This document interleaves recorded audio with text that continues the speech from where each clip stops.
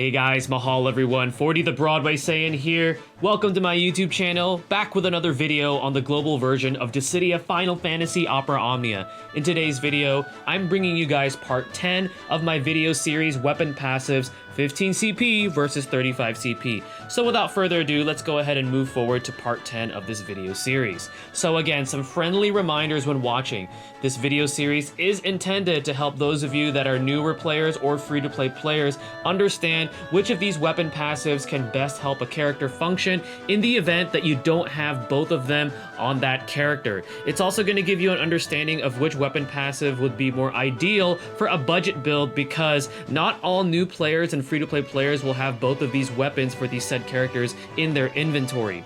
It's not going to cover World of Illusions event 15 CP weapons, only because those weapons are for the most part situational, and they also do not impact the character's abilities directly. This video will also not cover EX weapons because that is part of another video series that I'm doing called the X Factor, so be sure to check that out. And then should you have both weapons of these said characters, then you obviously want to max limit break the 15 CP first, and then that way you could sell that off for power stones, and then you equip the 35 CP weapon. That way the 35 CP weapon passive is naturally active because you have that weapon equipped, and then you could just equip the 15 CP passive because you've already permanently unlocked it after you max limit broke the 15 CP weapon. So the first character for part 10 is going to be none other than Vincent Valentine from Final Fantasy VII. So let's go ahead and take a look at his two abilities first.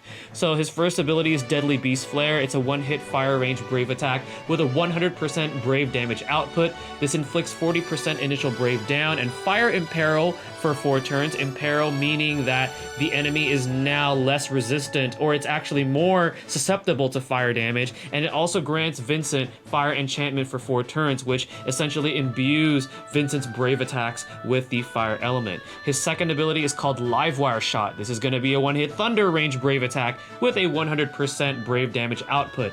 This will be inflicting a 50% attack down and thunder imperil for 4 turns on the target. It also grants Vincent thunder enchantment and also a 20% max brave up for 4 turns. His 15 CP passive is from his short barrel weapon. This is going to be increasing Deadly Beast Flare's brave damage output now to 140%, and this time it inflicts 50% initial brave down for 6 turns. And then his 35 CP Dark Shout passive is going to be increasing his Livewire Shot's brave damage output now to 200%. This also now inflicts a 70% attack down, and it extends the duration of that debuff to 6 turns. It also now grants him 40% max brave up and extends that duration to 8 turns, and it also extends the thunder enchantment to 8 turns, and it also changes his brave attack to brave attack plus. So what is the verdict on these two passives? So our boy Vincent specializes in fire and thunder elements, both of them benefiting each of those elements respectively. However, with just his 35 CP alone, you could still effectively function even without the 15 CP, because if you take a look at it, the 35 CP obviously gives more. If you don't have the 15 CP, you're just missing out on the increased damage output and also the higher initial brave down debuff and the longer duration. But then again, you're still getting that debuff just at a slightly weaker rate and slightly weaker damage. So 35 CP for this scenario wins this hands down. The next character we're going to talk about is Prish, our favorite crazy monk woman. So Prish's first ability is called 1-Inch Punch. This is a 5-hit melee brave attack with a 120% brave damage output. This changes 1-Inch Punch to Howling Fist Transfixion and changes her spin attack command to Backhand Blow Detonation. Her second ability is called Spinning Attack. It's a one-hit AoE melee brave attack with an 80% brave damage output. This changes her 1-Inch Punch command to Howling Fist Fusion this time, and then still changes her Spinning Attack to Backhand Blow Detonation. So both of these abilities after usage is going to be changing her second command, which is Spinning Attack, to Backhand Blow Detonation. The only difference is what happens to the first ability, which is 1-Inch Punch.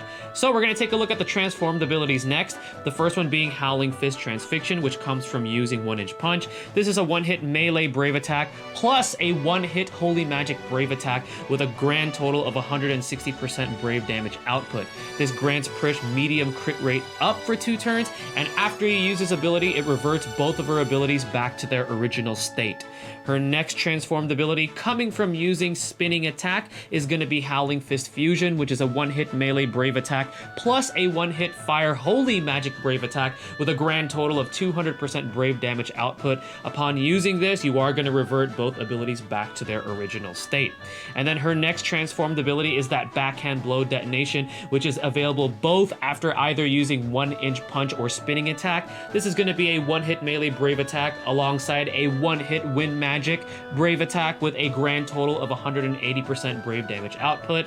And upon usage again, it does the same thing. It reverts both of these abilities back to their original state. Now let's go ahead and talk about her weapon passive. So her 15 CP Koenig's Knuckles passive is going to be increasing 1-inch punches brave damage output to 150% and Howling Fist Transfiction's brave damage output to 200%. Her 35 CP Sfarai passive is going to be increasing spinning attacks brave damage output to 120% and to 140% if it is used against a single target. It also increases Howling Fist Fusion's brave damage output to 240% and Backhand Blow Detonation to 240%. This also now grants her a 20% physical attack up and a 30% max brave up for 5 turns, and it changes her brave attack to brave attack plus and HP attack to HP attack plus. So the verdict between these two weapons is, with just her 35 CP alone, Prish can still wreak havoc on enemies. Even if you don't have that 15 CP, you're only really missing out on the increased damage for the converted abilities starting from 1-inch punch. So your 1-inch punch is going to be missing out on the brave damage increase and also the Howling Fist Transfixion. You still have access to that medium crit rate up for 2 turns, so even without the 15 CP, Prish players can still be successful with just the 35 CP alone. So far, we're 2-2 for 35 CP weapons. Alright, the next character is going to be our favorite female pirate, which is going to be Faris. Let's take a look at her 2 abilities first, being Water Whirl. Water Whirl being a 4-hit water melee brave attack with a 120% brave damage output. This grants Faris a medium debuff rate up for 3 turns, and it also changes to Water Whirl Plus after 2 uses, Water Whirl Plus having a 180% brave damage output. Her second ability is called Cannon Fire. This is a one-hit range brave attack with a 110% brave damage output.